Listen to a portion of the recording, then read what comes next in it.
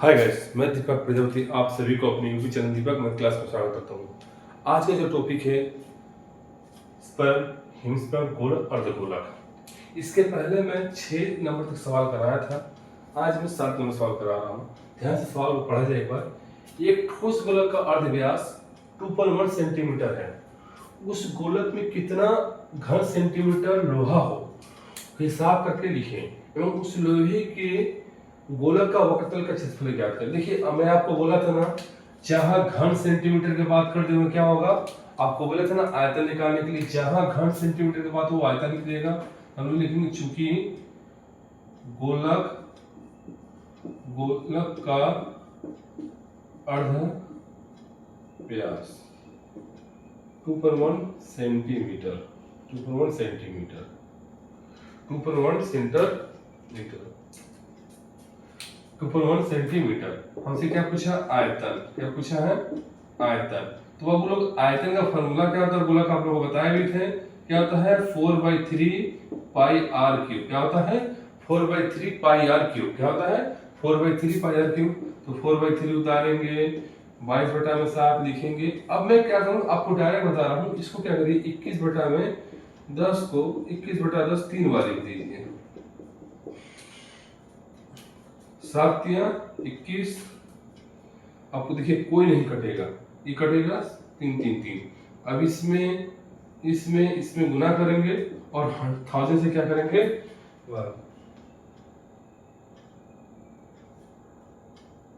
इसमें इसमें गुना करेंगे तो हो जाएगा 3808 डिवाइड 1000। इसको डिवाइड करेंगे तो 38.808 घन सेंटीमीटर। क्या हो जाएगा? घन सेंटीमीटर। अब हमसे पूछा गया लोहे का क्षेत्रफल। हमसे क्या पूछा गया यहाँ पर? लोहे की गोलक का वक्रतल का क्षेत्रफल। तो क्षेत्रफल का फॉर्मूला क्या होता है? तो क्षेत्रफल का फॉर्मूला दोस्तों होता है, क्षेत्रफल का 4πr²। क्या था? 4 22/7। इसको 21/10 इंटू 21/10 दो वाली देंगे। ये 7 3 21, इसे गुना करेंगे तो हो जाएगा 2200 के 88 में 21 से गुना करेंगे तो आपका हो जाएगा वो लोग 5544/100 से डिवाइड करेंगे तो 5554/वर्ग सेंटीमीटर। ये रहा आपका आंसर। ये क्या है आपका आंसर? ये रहा आपका आंसर। आप लोगों को अच्छे से समझ में आता है तो मेरे वीडियो ज्यादा शेयर, कमेंट, लाइक करते रहिए। दोस्तों, जैसे कि 8 नंबर में सवाल लिखा हूं, क्या लिखा देखिए, एक ठोस शीशे की गोलक का व्यास 14 सेंटीमीटर दिया है। इस गोलक को गलाकर इसका अर्धव्यास दिया है 3.5 सेंटीमीटर। तो कितने गोलक तैयार होंगे बताइए। देखिए, एक प्रकार की गोलक है, इसका जो व्यास, इसका व्यास दे दिया 14 सेंटीमीटर। इसे गलाकर, इसी को गलाया गया है तो इसका अर्धव्यास दिया 3.5 सेंटीमीटर। तो इसमें हमको सबसे पहले इसका व्यास का अर्धव्यास निकालना पड़ेगा। तो हम क्या लिखेंगे, क्योंकि गोलक का व्यास बराबर 14/7 सेंटीमीटर, सॉरी दोस्तों, 14 सेंटीमीटर एवं अर्धव्यास बराबर 14/7 सेंटीमीटर। हो गया 7 सेंटीमीटर। हो गया 7 सेंटीमीटर। गोला को गलाकर अर्धव्यास कितना दिया है, तो इसको R1 मान लीजिए, इसको कैपिटल R मान ले रहे हैं। अब गोला को गलाकर अर्धव्यास कितना दिया है, गोलक को गलाकर अर्धव्यास कितना दिया है, गोलक को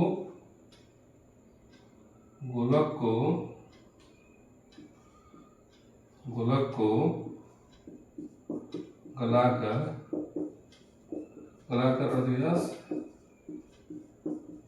अर्धव्यास, इसको हम लोग स्मॉल r मान लें।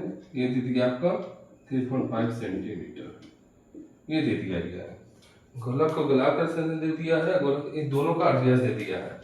दो अर्ध व्यास हमारे पास है, हमसे पूछा है गोलक का कितना गोलक तैयार होता है, आपको बता दें इसलिए लिखेंगे, इसलिए एटीपी लिखेंगे 4/3 πr³ इंटू गोलक की संख्या, गोलक की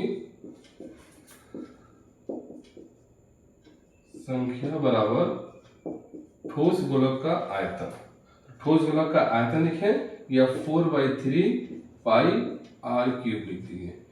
यहाँ से 4/3 क्या हो गया, कट गया, यहाँ से पाई क्या हो गया, कट गया, इसलिए हम लिखेंगे गोलक की संख्या, गोलक की संख्या बराबर r/r³।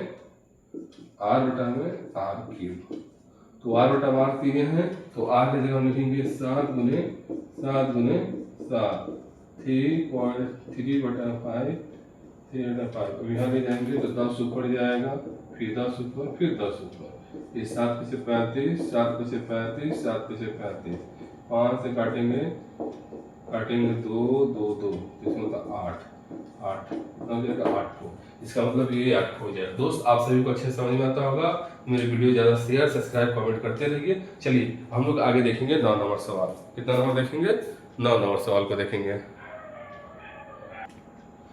जैसे कि मैं 9 नंबर सवाल लिखा हूँ 3 सेंटीमीटर, 4 सेंटीमीटर, 5 सेंटीमीटर अर्धव्यास वाले 3 ठोस गोलक को गलाकर एक ठोस बड़े गोलक तैयार किया गया। तो बड़े गोलक का अर्धव्यास, देखिए मेरे पास 3 गोलक था, इस हिसाब से मेरे पास 3 गोलक था, इस तरह मेरे पास 3 गोलक था। इन तीनों गोलकों में गलाकर एक बड़ा सा गोलक तैयार किया। जब ये बड़ा सा गोलक तैयार किया तो इसका मुझे अर्धव्यास पूछ दिया। क्या पूछा गया, अर्धव्यास। क्या पूछा गया हमसे, अर्धव्यास। अब बताइए ये 3 गोलक था, तीनों गोलक को गलाकर एक बड़ा सा जो गोलक तैयार किया, इसका हमसे अर्धव्यास पूछा गया। क्या पूछा गया है, अर्धव्यास। तो यह 3 अर्धव्यास है, तो हम लोग लिखेंगे चूंकि पहले गोलक का अर्धव्यास, पहले गोलक का अर्धव्यास r1 लिखेंगे पहले गोलक का अर्धव्यास बराबर r1 3 सेंटीमीटर। फिर लिखेंगे, यही ले लूंगा, दूसरे गोलक का अर्धव्यास लिखेंगे, ये हो जाएगा r2 बराबर 4 सेंटीमीटर। फिर लिखेंगे तीसरे गोलक का अर्धव्यास बराबर r3 बराबर 5 सेंटीमीटर। ये हमको दिया है। इस पूरे गोलक को गलाकर एक बड़ा सा गोलक बनाया गया। गोलक गलाकर मतलब एक आयतन ले दिया। क्या दे दिया गया, आयतन। तो हम लोग लिखेंगे इसलिए एटीपी। जो बड़ा सा गोलक पूछा है इसको हम बोलेंगे कैपिटल आर। क्या बोलेंगे हम लोग, कैपिटल आर। तो क्या लिखेंगे 4/3 πr³। यहाँ लिखेंगे 4/3 πr1³ plus 4/3 πr2³ plus 4/3 πr3³। इसमें से कॉमन जब निकालेंगे, कॉमन का मतलब है जब तीनों बराबर मिले, तीनों में क्या बराबर मिल रहा है 4/3 πr³ जैसे उतार देंगे, इसमें 4/3 π जैसे है वैसे उतार देंगे, प्लस 4 फिर क्या मिल रहा है r2³ प्लस r3³। यहाँ से 4/4 कट गया, यहाँ से पाई कट गया। अब कैपिटल आर मुझे नहीं पता है। जब मुझे कैपिटल आर नहीं पता है तो हम लोग कैपिटल आर निकालेंगे, मगर हमको r1 r2 सब पता है। तो यहाँ लिखेंगे, मैं यहाँ लिखूंगा कैपिटल आर की जगह कैपिटल आर लिखूंगा, कैपिटल आर यहाँ लिखूंगा। आपका r1 कितना मेरा 3 का क्यूब करेंगे, प्लस 4 का क्यूब करेंगे, प्लस 5 का क्यूब करेंगे। ये कैपिटल आर जैसे वैसे उतारेंगे और यहाँ और लगाएंगे। तो 3 3 का 9 16 125, ये सब का क्यूब जोड़ेंगे तो हो जाएगा 25 हो जाएगा आपका, सॉरी 27 होगा, 27 हो गया। 216 कितना हो जाएगा 216। ये क्यूब चढ़ाएंगे, यहाँ 3 लिखेंगे, क्यूब को हटाएंगे, यहाँ 3 लिखेंगे। अंदर में 3 जुड़ा बनाना पड़ेगा, तो अंदर में 6 × 6 × 6 बनेगा, इसलिए r बराबर आपका हो गया 6। दोस्त आप सभी को मेरा वीडियो अच्छा लगे तो सब्सक्राइब शेयर कमेंट आप सभी को मेरे वीडियो देखने के लिए धन्यवाद।